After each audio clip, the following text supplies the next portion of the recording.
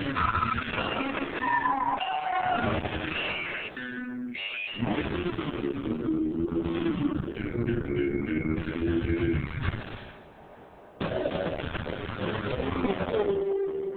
Hyundai have been movers and shakers of the auto industry in the past couple of years. You know, they've launched benchmark products, whether it's the Elite i20, whether it's the Hyundai Creta, or whether it's the Elantra.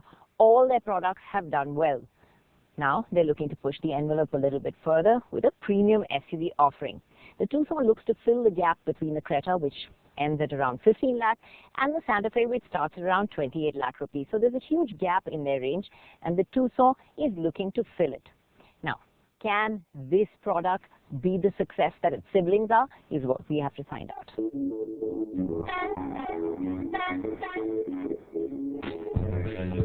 The Tucson has the familiar fluidic design with the required muscle. The front is dominated by the signature hexagonal grille, flanked by the smart swept-back dual-barrel cornering headlamp. A horizontal line divides the lower half of the bumper and splits the fog lamps and DRLs. The side profile forms a steeply raked windscreen and a roof flowing downward to the D-pillar. The Tucson sits on 18-inch 225/55 tires and is 172 millimeters off the ground. A strong shadow line at the shoulder adds the required muscle. The rear is clean and simple, with a tailgate flanked by slim LED lights. The styling will definitely be a plus for those who want an urban SUV. Now, we've got used to a certain quality of interiors from Hyundai, and the Tucson doesn't disappoint at all. It feels good quality, feels premium. Dual-tone coloring gives it a little stylishness.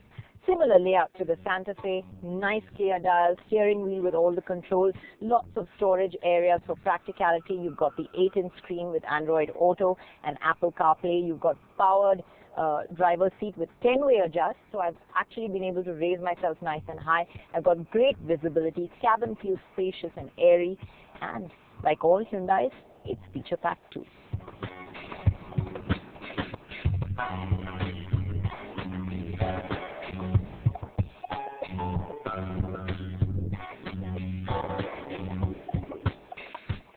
Most Tucson owners will spend their time in the back seat. It's spacious with good amounts of legroom, headroom and width. With the flat floorboard and the console that doesn't really intrude into the rear, the third passenger would fit in too. The seat back can be reclined for additional comfort. There are air-con vents on the central console. The seat, however, is low to the ground, so the window line feels quite high. Still, it's a comfortable place to be, and space is quite impressive. Now, it's opened up a lot of space in the back seat, but does it have a big enough boot? Let's find out.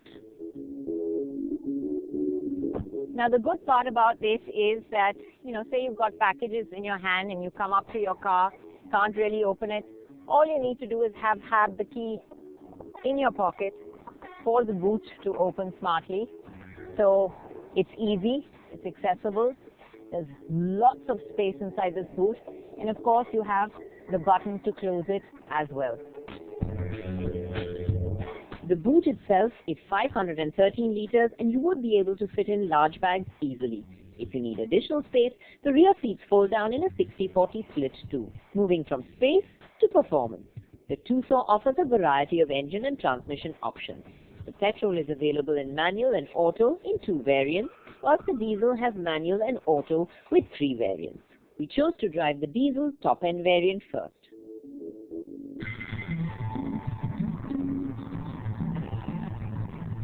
This diesel engine has 185 PS and it feels nice and strong out on the road. All you have to do is flatten your foot and you get this nice shove of torque. The engine churns out 400 Nm of torque and it's available from really low rev. It feels quick and punchy, and power is delivered in a strong but steady wave. It's very easy to nip in and out of traffic gaps. Overtakes come quick. The power delivery is so effortless that driving it is a joy, whether you're cutting through city traffic, cruising out on a highway, or enjoying an energetic drive on a winding section of road. It's typically Hyundai as well. It's refined, it's smooth, and it's only when you push it really hard do you hear the engine. Then you have three modes that you can drive in. Eco when you want to tighten the wallet, normal for your everyday driving conditions, and of course sport when you're on a nice winding section of road like this, which is what I have switched to. The gearbox responds well on fast throttling, but floor it and it does hesitate slightly before it delivers. Driving in sport mode makes it much better. It heightens the responses, makes the engine respond a bit faster, gearbox is a bit quicker. It doesn't hold a gear on sport mode though, and it shifts up around 4,200 RPM. Around the corners there's a fair amount of roll, and the steering's not exactly enthusiastic, but it's well weighted and it gives you good feedback, so you get a good amount of security. And the tires grip extremely well, so you can carry a fair amount of speed around a series of bends. The diesel doesn't dive into corners and feels a little nose heavy. The handling is not sporty and veers towards being soft, but you can still enjoy a certain amount of spirited driving. What I really noticed about the Tucson when compared to the likes of the Fortuner or the Endeavour is that it feels much lighter on its feet, and being a monocoque lends it better manners around the corners. The steering too, though light and easy in the city, weighs up adequately as you gain speed. There is an underlying firmness to the ride, and as you go quicker you do crash through big bumps and potholes. But at low speeds it's nice and supple and blunts off the edges. And that underlying firmness actually is good because it keeps it quite tethered when you're at a quicker pace, and it feels flat and quite composed. Having enjoyed a stint in the diesel, we did try the petrol auto as well. Now this 2-litre puts out 155 HP and 192 Nm of torque. It's a smooth, refined engine that's got more than enough punch, but the thing to remember is that petrol automatics guzzle a lot of fuel. So the petrol has enough power for everyday commute. It doesn't feel anywhere near as strong as the diesel. Slow down and you can't just extend your right foot to get going. You need to shift into manual and work the gears a bit to get the best out of it. The diesel is definitely the better pick. Hyundai's claimed fuel efficiency figures are: the Tucson falls into a bracket where it would be compared with the likes of the Fortuner or the Endeavour. But I think they're two completely different kinds of vehicles for completely different kinds of buyers.